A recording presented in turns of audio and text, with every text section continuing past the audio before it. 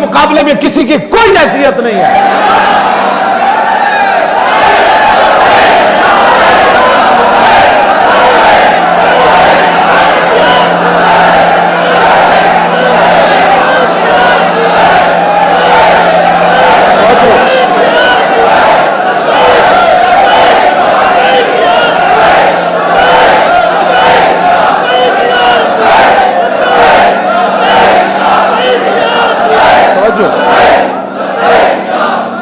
سیدنا صدیق اکبر فرماؤ بدری ہوئے یا غیر بدری ہوئے،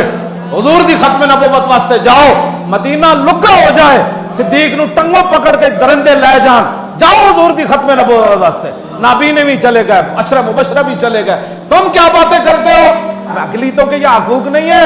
اقلیتوں کی بات کرتے ہو، اقلیتوں کا مسئلہ بالکل علیحدہ ہے اور حضور کی ختم نبوت کا مسئلہ بالکل جدا گانا ہے۔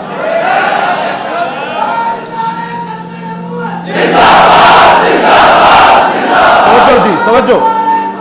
توجہ یہاں وہ ہندو بھگوان داس کون تھا؟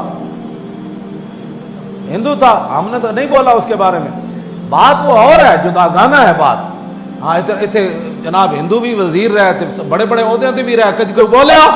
بات حضور کی ختم نبوت کی ہے، اس کو سمجھو، نہیں آتا تو پھر ہمیں بلاؤ، ہم تمہیں سمجھاتے ہیں۔ اقلیتوں کا مسئلہ بالکل جدا گانا ہے، کسی مسلمان کو اقلیتوں کے بارے میں کوئی تکلیف نہیں ہے، ہاں جی کوئی تکلیف نہیں ہے، اقلیت جہاں بھی کوئی کام کر رہے ہیں وہ کرے، لیکن حضور کی ختم نبوت کا منکر، حضور آ گئے، بات ختم ہو گئی کائنات۔ کیوں جی 1200 صحابہ شہید ہو گئے جنگ حضور کی ختم نبوت کی خاطر، 1200 صحابہ شہید ہو گئے، بڑے بڑے جرنیل شہید ہو گئے اور 11 بدری صحابہ شہید ہو گئے، اور حضرت عباد جدو واپس آئی نا حضرت ام عمارہ جنگ یمامہ وچوں تے آپ دے پوترے حضرت عباد نے پوچھا مائی جی اور سنیا جنگ یمامہ وچ بہت صحابہ زخمی ہو گئے، یہ تے شہید ہوئے نا، یہ تو بیان ہی کسی نے کیتا نا، کیوں جی مولوی بھی تقریرہ کردیا صرف حضرت حلیمہ سعدیہ دے گھر تک جاندن، اس کو کہندن ٹائم ختم ہو گیا، بات تو بڑی طویل ہے، پھر واپس بھی آتے نا حضور حضرت حلیمہ سعدیہ کے گھر سے پھر واپس بھی تشریف لائے، پھر حضور نے اعلان نبوت بھی فرمایا، پھر رسول اللہ نے 13 سال مکے میں بھی گزارے۔ میں نے کہا اس سواری کی تو بات تو کرتا ہے جس میں حلیمہ سعدیہ والی، اس سواری کی بھی بات کرنا جس سواری پر حضور بیٹھ کر بدر میں گئے، اس سواری کی بھی بات کر، کیوں جی جدہ اٹھنے کی بھی بات کر، غضبہ اٹھنے کی بھی بات کر، قصوہ کی بھی بات کر، اس گھوڑے کی بھی بات کر جس گھوڑے کی گردن پر حضور نے ہاتھ پھیرا، اس گھوڑے کی بھی بات کر جو سب سے پہلے صحابی سوار ہو کر رہا تو حضور نے اس گھوڑے کی تعریف فرمائی، ان گھوڑوں کی بھی بات کرنا جو حضور خود فرماتے تھے دوڑاؤ میرے سامنے یہ گھوڑے، ان گھوڑوں کی بھی بات کرنا تو تاکہ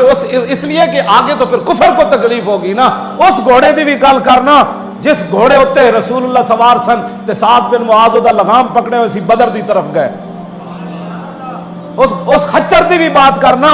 غزوہ حنین دے موقع تے جدو سارے صحابہ دا رخ پیچھے ہویا